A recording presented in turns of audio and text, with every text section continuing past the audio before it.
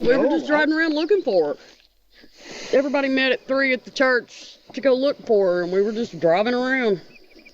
این شخصی که میبینین چارلی ردله و اونم دوست دخترش جکی نیله که حسابی هم ترسیدن. اونا الان درست جلوی در ورودی یک مزرعه متروکه و ترسناک وایستادن که توی لیک براونوود تگزاس واقع شده و معمولا هم بهش میگن خونی جن زده و هیچ کس جرئت نمیکنه نزدیکش بشه. چند لحظه قبل از این اونا با پلیس تماس گرفتن و یه خبر خیلی بد دادن.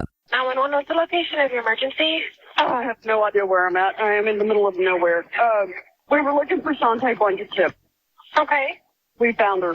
You okay? Does she need any medical attention? Is she alive? She's dead. We were looking for Shantae Blankenship. شانتی بلاکنشپ 2 روز قبل وقتی مثل همیشه واسه یک از اون پیاده روی استرونش رفته بود بیرون و میخواست یکم هوا بخوره. یهو غیب شده بود و دیگه کسی ندیده بودش. خانواده‌اش خیلی زود نگران شدن و دلشوری بدی به دلشون افتاد. چون شانتای زبون بسته نمیتونست بیشتر از چند کلمه بخونه یا بنویسه و کلاً آدم مستقلی نبود. نمیتونست رانندگی کنه، سر کار بره یا تنهایی زندگی کنه و همیشه به کمک بقیه احتیاج داشت. بعد از دریافت این تماس تلفنی عجیب از طرف چارلی و جکی که داشتن توی جستجوی شانتای بیچاره کمک میکردن و میخواستن یه ردی ازش پیدا کنن، افسرهای پلیس فوراً راه افتادن طرف اون خونه متروکه و ترسناک که تقریباً 5 مایل با اون جایی که شانتای زندگی میکرد فاصله داشت و یه جورایی دور افتاده بود. اونا به افسرها گفتن وقتی به اون خونه جن زده رسیدن خیلی زود متوجه یه سری رد لاستیک تازه تو اون خاک نرم اطراف خونه شدن و فهمیدن یه ماشینی اونجا رفت آمد داشته. There's good tire tracks that just dead end at the gate and back out. And then there's spin out marks. Like someone's been through it recently or something. اون زوج جوان همیشه متوجه یه چیز عجیبی شدن که انگار یه تیکه موی انسان بود و به در ورودی اون خونه متروکه گیر کرده بود و حسابی هم ترسناک به نظر می رسید. واسه همین تصمیم گرفتن بقیه اون ملک بزرگ و ترسناک رو هم یه دور بزنن و بگردن و ببینن چیزی دیگه هم پیدا میکنن یا نه. I walked around in the house. Uh-huh. I didn't see nothing in there and went to all the outbuildings. Yeah. And I was coming back and that storm cellar there had a bunch of grass knocked down. So I run around and looked and there she is. She's upside down in there. And she is beat. I got a daughter that age. I'm so funny. Y'all want to have a seat in the truck so we don't make any more footprints than we've already got. افسرم دل رو زدن به دریا و خودشون رفتن سراغ اون زیرزمین تاریک و تو شانتای دقیقاً همون شکلی پیدا کردن که چارلی و جکی توصیف کرده بود. کل صورت و سرش پر از یه عالمه بریدگی عمیق و کبودیای وحشتناک بود و حسابی هم کتک خورده بود. اونا همچنین یه تیغ ماشین چمنزنی زنگ زده کنار بدن نحیفش پیدا کردن و یه عالمه خون خشک شده هم بیرون در اون زیرزمین ترسناک دیده میشد که نشون میداد یه خبری بدی اون تو بوده. And there's blood spatter on that brick, so you know she's bleeding good. دیگه کاملا واضح بود یه اتفاق وحشتناک و فجیع واسه شانتای بیچاره افتاده و اون دختر زبون بسته حسابی زجر کشیده. افسر و بی‌معطلی اون صحنه جرم دلخراش رو امن کردن و نذاشتن کسی نزدیک بشه و جستجوی اون ملک بزرگ و ترسناک رو درست از همون بیرون در ورودی شروع کردن تا ببینن چه خبر بوده. علاوه بر اون رد لاستیک‌های مشکوک و اون تیکه مویی که به درگیر کرده بود و حسابی ترسناک بود، یه ردی از دستبندهای رنگارنگ و بچگونه هم روی زمین پراکنده بود که تا نزدیک بدن بیجون شانتای میرسید و نشون میداد اون دختر معصوم چه سرنوشت تلخی داشته. Here's another pink man right here, John. معروف بود که شانتای همیشه اون دستبندهای رنگارنگ رو دستش میکرد و خیلی هم دوستش داشت. ولی خب هنوز معلوم نبود چرا یه چطوری یهو از دستش در اومدن و روی زمین افتادن تا نزدیکی در اون زیرزمین ترسناک موهای بیشتری پیدا شد که حسابی هم مشکوک به نظر می رسید. بعداً با آزمایش دی ان ای تایید شد که اون موهای کنده شده مال خود شانتایه و انگار یه درگیری وحشتناک اونجا اتفاق افتاده بود. وقتی پزشک قانونی معاینش کرد و جسد رو زیر رو کرد، تشخیص داد که علت مرگ ضربه شدید و ناجور به سرش بوده. احتمالاً همون ضربه‌ای که با اون تیغ زنگ زده ماشین چمنزنی که توی صحنه پیدا شده بود به سرش زدن و کارشو تموم کردن. متوجه شدن که علاوه بر اون همه بریدگی و کبودی وحشتناک روی سر و صورتش، روی گردن، بازوها و پاهاشم یه عالم کبودی دیده میشه که نشون میداد اون دختر حسابی کتک خورده. همچنین دی ان ای یک مرد غریبه هم روی بدنش پیدا کردن که حسابی هم مشکوک بود. ولی شاید گیج کننده ترین جراحت‌ها یه سری خطای دندونه دار عجیب و غریب روی سینه‌اش بود که اصلا معلوم نبود چی میتونه باعث اینجور زخمای وحشتناک شده باشه. از اونجایی که شانتای روز جمعه 13 غیب شده بود و جسد اون تو اون خونه جن زده و ترسناک پیدا شد، همه تعجب میکردن که آیا اون کسی که این کار کثیفو کرده یه جور علاقه عجیب و غریب به فیلم‌های ترسناک و اینجور چیزا داشته و از این کار لذت می‌برده.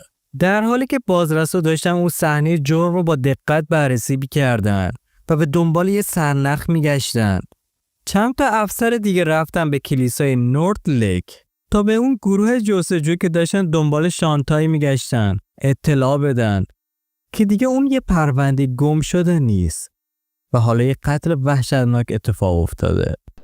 And this is the church, North Lake. Pastor? How are you, sir? Hey, folks, could you have your attention just a minute?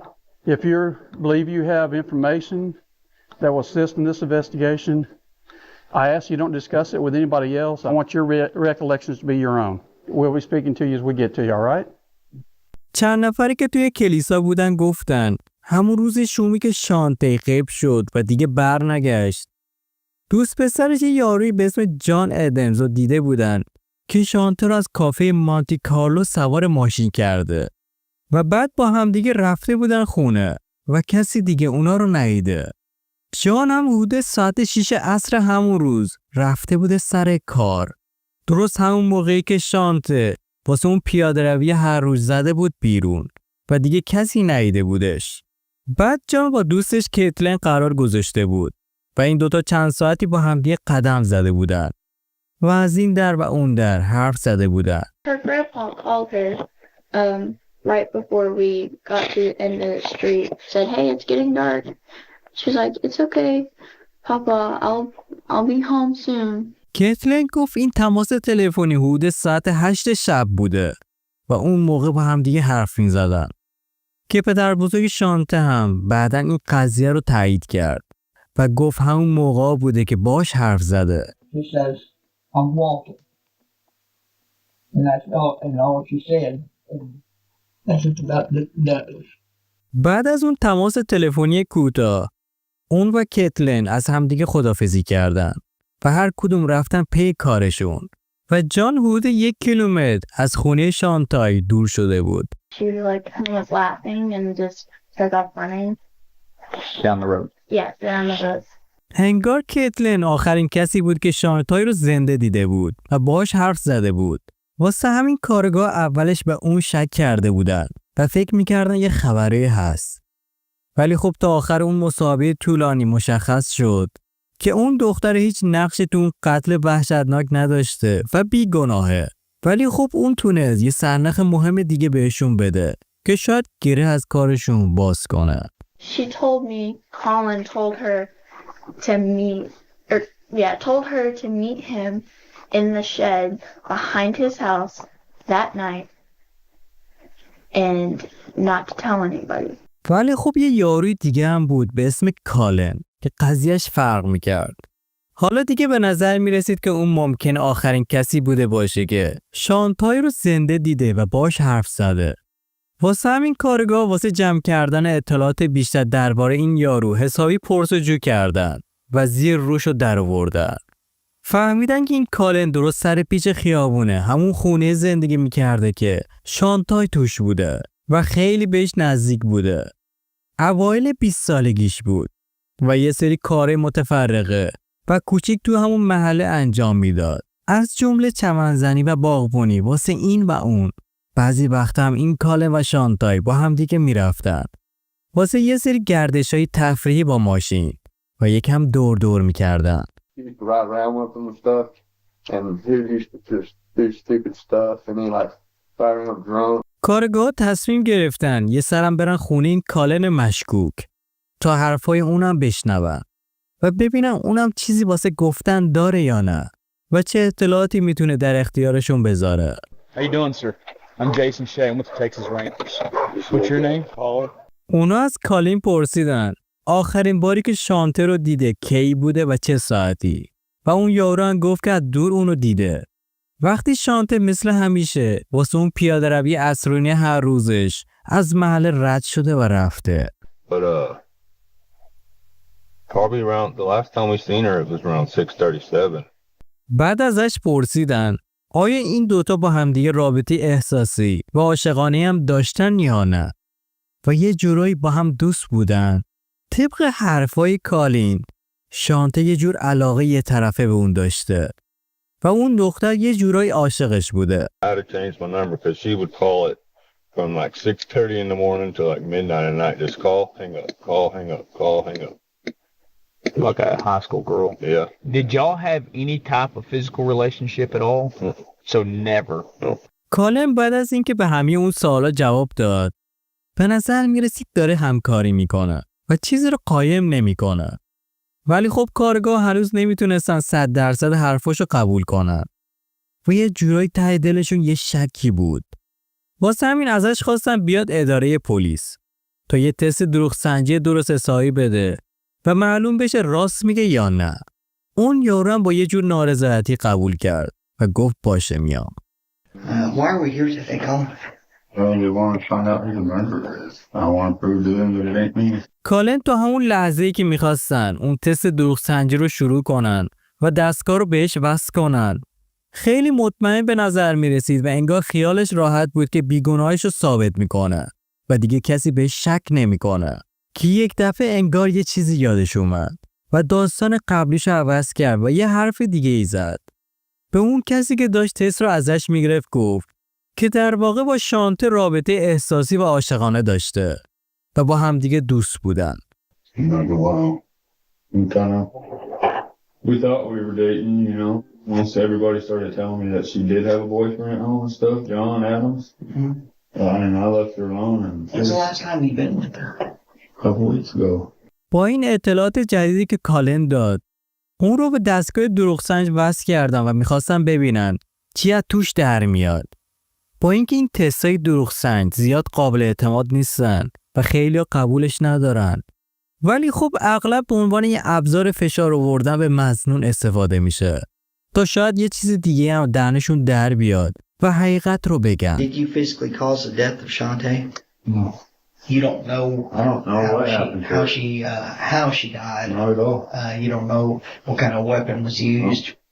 بعد از اون تست اون کسی که تست گرفته بود و همه چیز زیر نظر داشت خبر بد و شوکه کننده رو به کالن داد و گفت اوضاع اصلا خوب نیست. Okay. I've done a lot of these tests and I'm looking at this and I'm showing deception. Okay. I'm telling you right now that something is causing issues on this and I want to get down to the bottom of it. If you didn't kill her, I have no idea. I didn't do it. Bottom line. هرچی بیشتر به کالن گیر میدادن و به خاطر اون نتیجه بعد تستش بهش ایراد میگرفتن و میگفتن داری دروغ میگی. اون یارو هم بیشتر و بیشتر گارد میگرفت و سعی میکرد از خودش دفاع کنه و بگه بیگناهه. you still want to cooperate, right? Yeah, don't make me out to be the bad guy here. We're in a serious problem. I will hire a lawyer. Hey, I don't give one way or another if you're gonna hire one. Do not sit there and try to threaten me with I'm gonna hire a lawyer. You're the one that's in here cooperating, are you not? Yes, sir. Okay. I thought you said we were done though. Okay. Go ahead and put your hands together, please. I thought you said we were done. I'm sorry. Where did you stay that night? On the couch in my brother's living room. Fall asleep watching basketball game. یکم بعد از اینکه اون کارگاهه با برادر کالن حرف زد و اونم به همراه چند تا دیگه از اعضای خانواده‌اش بهانه کالن رو تایید کردن و گفتن اون شب خونه بوده. ولی خب این قوی ترین بهانه نبود، چون همه اون شاهدایی که واسش ضمانت میکردن و میگفتن اون بیگناهه از اعضای خانواده‌اش بودن. و خب آدم به حرفای خانواده زیاد اعتماد نمیکنه. ولی خب فعلا با کالن به بنبست رسیدن و دیگه چیزی از دهنشون در نیومد و تصمیم گرفتن تحقیقاتشون رو ادامه بدن و یه سرنخ دیگه پیدا کنن. کارگاه چند نفر مظنون دیگه زیر نظر گرفتن و بررسی کردن، از جمله چارلی ردل و جکی نیر، همون زوج عجیبی که جسد شانتا رو تو اون خونه جن زده پیدا کرده بودن. اونا میخواستن بدونن چی باعث شده این زوج کنجکاو برن وسط اون ناکجا آباد ترسناک 4 کیلومتر دورتر از اون جایی که بقیه داشتن دنبال شانتای میگشتن. واسه همین هر دوتاشون رو دعوت کردن به اداره پلیس و اول از چارلی شروع کردن به بازجویی کردن. Do you go by Charlie? Everybody don't go by Chad. Chad. Okay. CFTP. گویا چارلی شانتای رو حدود ظهر همون روز شومی که غیب شد و دیگه برنگشت دیده بود و یه سلام علیک هم باش کرده بود. Friday, what was she wearing? What was she wearing? A white shirt with kind of faded Daisy Duke shorts on. اون یارو به کارگاه گفت وقتی اون و جکی شنیدن که شانتای گم شده و هیچ خبری ازش نیست، فوراً دل رو زدن به دریا و با ماشین افتادن به جون اون جاده‌های خاکی تا یه ردی از اون دختر پیدا کنن و ببینن چه بلایی سرش اومده. We said a prayer for Shantae's safe return. I was talking to the Lord, and I said, Lord, I hope she's okay, but if she's in a bad way, please show her to me. And me and Jackie talked. We checked every ditch, every culvert, all the way around. بعدش گفت که یه بار از بچه‌هاش درباره این خونه جن زده و ترسناک شنیده بوده و فکر میکرده شاید شانتای سادلو رفته اونجا رو بگرده و یه اتفاق بد و ناگواری واسش پیش اومده. I walked over to the galvanized gate and I'm propped up on it from looking at that house. And Jackie, she comes up behind me. She pointed with her foot. She said, what is that? So I got down close to it and I grabbed it. I said, Jackie, that's human hair. I shot through the fence and I went to the house. بعد از اینکه حسابی داخل و اطراف اون خونه متروکه رو زیر رو کردن و دنبال یه ردی از شانتای گشتن، متوجه اون زیرزمین تاریک و ترسناک شدن و رفتن توش و همونجا پیداش کردن. Jackie asked me, she said, is she dead? I said, yeah, she's dead. I said, she had y'all on the phone. Said, you sure it's Shantae? I said, yeah, it's her. Did you touch her? No, I didn't touch her. Why do you think somebody would kill her? Her. I don't know. I can't imagine how anybody could do something like that. چارلی که میخواست بیگناهیشو ثابت کنه و نشون بده هیچ کار است، خودش داوطلب شد که بره تست دوغ سنجی بده و خیال همه رو راحت کنه. Did you participate in killing Shantae? Shantae, no. Did you kill Shantae? No. هیچ نشونی از دروغ و فریب توی جوابای چارلی دیده نشد و اون یارو هم انگار واقعا بیگناه بود و کارگاه هیچ مدرک محکمی که اونو به عنوان مظنون نشون بده نداشتن و نتونستن یه چیز ازش در بیارن. به همین نتیجه بی نتیجه هم توی بازجویی جکی رسیدن و اون دخترم انگار بیگناه بود. دی ان ای هر دوتاشون رو جمع کردن و پروندهشون رو فعلا گذاشتن کنار تا کارگاه منتظر جوابای اون آزمایشگاه جنایی بمونن و ببینن چی از توش در میاد. تو همین حین و در حالی که منتظر بودن، باز رفتن سراغ مظنون بعدیشون، جان، همون دوست پسر شانتی. اونا با خودشون فکر کردن نکنه جان از اون رابطه عشقی طرفه شانتی با کالن خبر داشته و از حسادت و انتقام اون دختر رو کشته باشه و یه بلایی سرش آورده باشه. 2 روز بعد از پیدا شدن جسد شانتی، جان اجازه داد کارگاه اتاق خواب مشترکش با شانتی رو زیر رو کنن و هرچی میخوان بگردن و ببینن چیزی پیدا میکنن یا نه. Can we go inside? Yeah. You wanna? Is this where y'all live in here? Yeah. Is there anything missing out of here? No. Can we have this brush? I'll dump this out.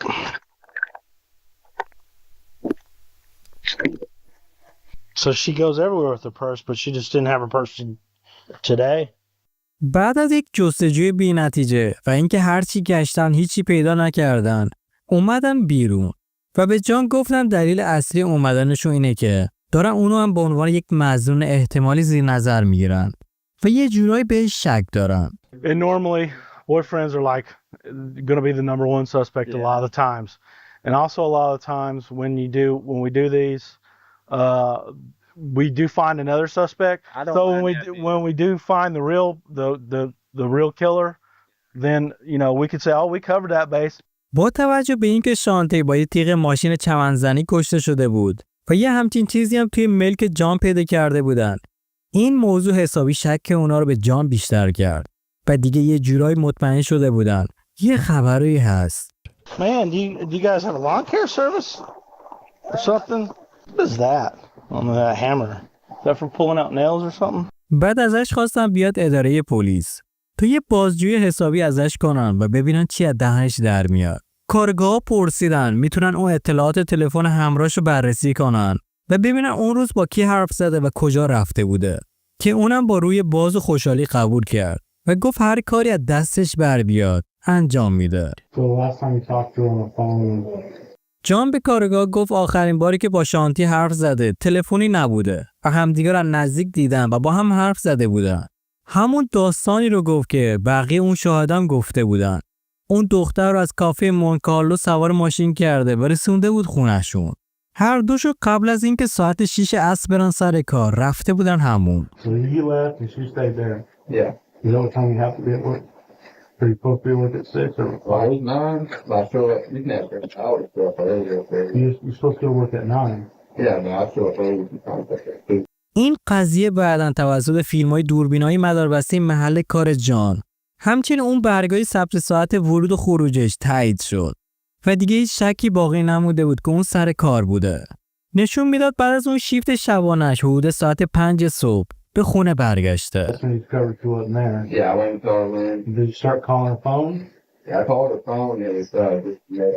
جدول زمانی جان درست از آب در اومد، اما این به این معنی نبود که دیگه مظنون نیست. اونا هنوز از جان در مورد اون رابطه عشقی ادعای شانتی با کالن سوال نکرده بودن.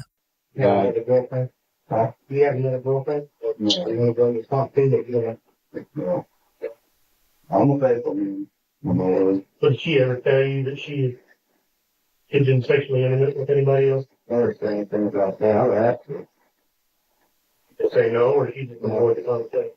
She avoid the conversation and say no. کارگاه هرچی کالن بهشون گفته بود رو واسه جان تعریف کردن. جان گفت از رابطه پنهونی اونا اصلا خبر نداشته و به نظر میرسید از شنیدنش حسابی ناراحت و شوکه شده. چون مدرک درست حسابی نداشتن بعد از این بازجویی جان آزاد شد که بره. ولی بعدش گوشیشو خوب گشتن. چند تا پیام مشکوک دیدن که جان درست قبل از اینکه بره اداره پلیس پاک کرده بود و میخواست یه چیزایی رو قایم کنه. واسه همین کارگاه از جان خواستن روز بعد دوباره بیاد اداره پلیس. Or do you delete your text messages? Yeah. Okay. And apparently you deleted some yesterday before you showed up. That was way early. No, that's not what these text messages that you deleted. And you know what I'm talking about because you even told somebody, hey, my phone's clean. و بالاخره بعد از کلی منمن کردن جان یه توضیح دیگه و یه بهانه جدید واسه اون پیام‌های پاک شده مشکوک رو کرد. I smoke weed and I just don't want that. That's one thing that would be in there.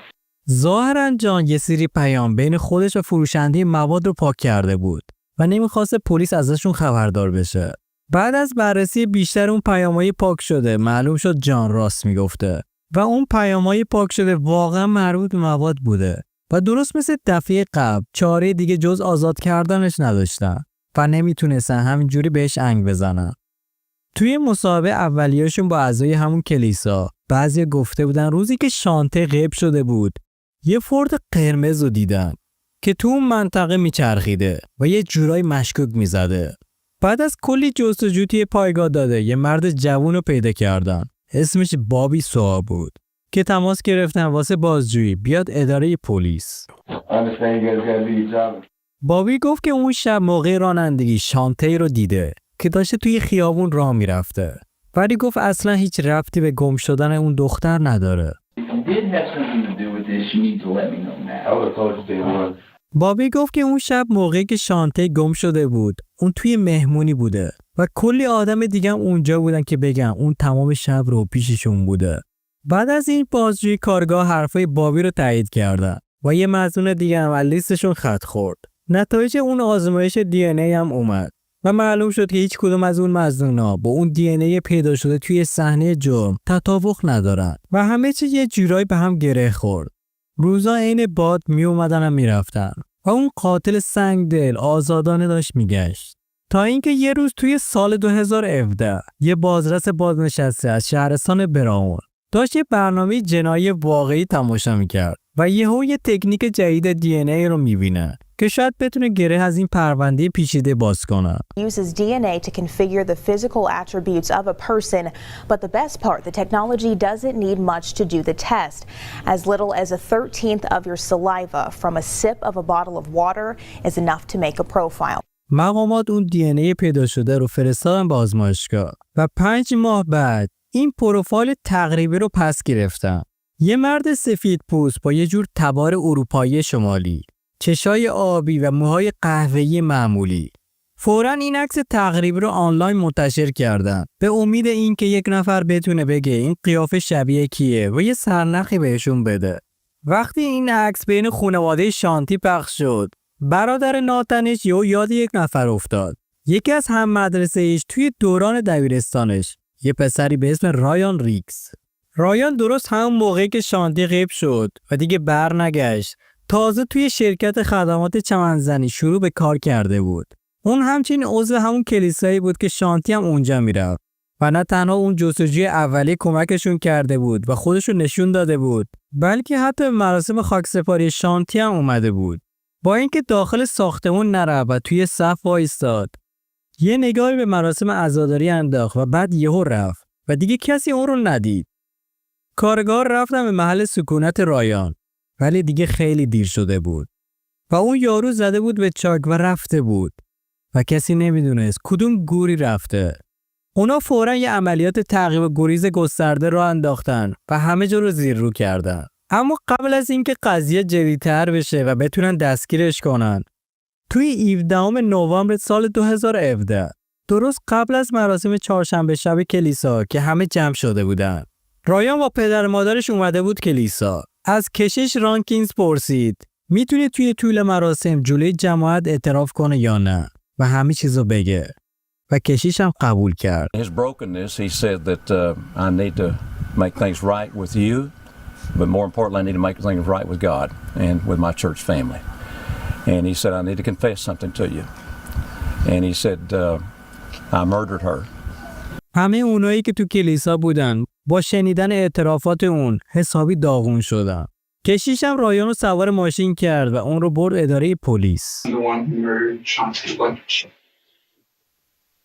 When did this happen? On Friday the 13th. So this happened on Friday the 13th. Tell me about that day. How did you start that day out? It was just like an average day to me up until I did what I did. Is this something you're thinking about doing, or is it just something when you woke up to that morning that those thoughts came over you? Or? Well, before I had seen Shavante walking, I had decided to go for a drive in my truck, because sometimes I just like to drive around the community and blare loud music. And whenever I was driving and I had seen her, just immediately it was like something else had come over me. So she just happened to be in the wrong spot? You think it's just you saw her and knew her and thought, this is somebody that'll work for this? Do you know? It's like I didn't have any thought process at all. My eyes were watching me do what I was doing, but there was no thought behind it. Just one evil. Where did you find Shantae that day? She was walking past the mailboxes, and I had stopped and asked her if she needed a ride, and she got in my truck, and I asked her if she was going home. She said no. I asked her if she wanted to hang out. She said yes. اون دوتا یکم تو اون محله خلوت دور کردن و یه چرخ زدن قبل از اینکه رایان قاتل یه جای سوتکو رو نگه داره و دیگه جلوتر نره. When y'all were sitting in the truck talking, what are y'all talking about? Music? What y'all liked or what was playing or what? Well, I had a sound system in my truck, so I was letting her go through all my music and stuff. And I was talking to her about the music that she liked. And every time she'd play a song, she'd say something like, "Oh, that's my song." Out of nowhere, I just put my left arm around her and began to strangle her. She had passed out. بعد از اون حمله وحشیانه نگران بود که اگه شانتی رو زنده بذاره اون دختر همه چی رو واسه بقیه تعریف میکنه و لو میده چه بلایی سرش اومده. واسه همین تصمیم گرفت کارشو یه سره کنه و اون رو بکشه و دیگه هیچ ردی از خودش نمونه. I went to that abandoned house on County Road 424. And I dragged her body out of my truck. Then I threw her over that fence. And then climbed over the fence and dragged her to that tank battery where I put her. I went back to my truck and got a lawnmower blade out of the back of my truck. And I went back to where she was. And I beat her to death with it to make sure that she was dead. You think she was dead before that? I don't think so. You don't think so? Why do you not think so? Because parts of her body were still moving and twitching. Were her eyes open or closed? Her eyes were open, but they were open the entire time. No. Did you use anything else hitting her besides the lawnmower blade? I remember putting a knife to her throat, even though it wasn't sharp at all. I had stomped on her chest as well. اون مصاحبه بالاخره تموم شد و رایان به جرم قتل عمد متهم شد و دیگه راه فراری واسش نموند. Why did it take you a year and a half to confess, Mr. Riggs? Why did it take you 18 months to confess? On my faith. خانواده شانتی آخرش نخواستن که مجازات اعدام رو واسه اون دنبال کنن. چون معتقد بودن اون قاتل بیرحم تا آخر عمرش باید توی زندان بپوسه و هر روز زجر بکشه. توی تاریخ 15 فوریه 2019 رایان به جرم قتل عمد شانتی به حبس ابد بدون امکان آزادی مشروط محکوم شد و الان داره دوران محکومیتش رو توی واحد آلرد توی آیوا پارک تگزاس میگذرونه و حسابی هم داره تاوان اون کارشو پس میده.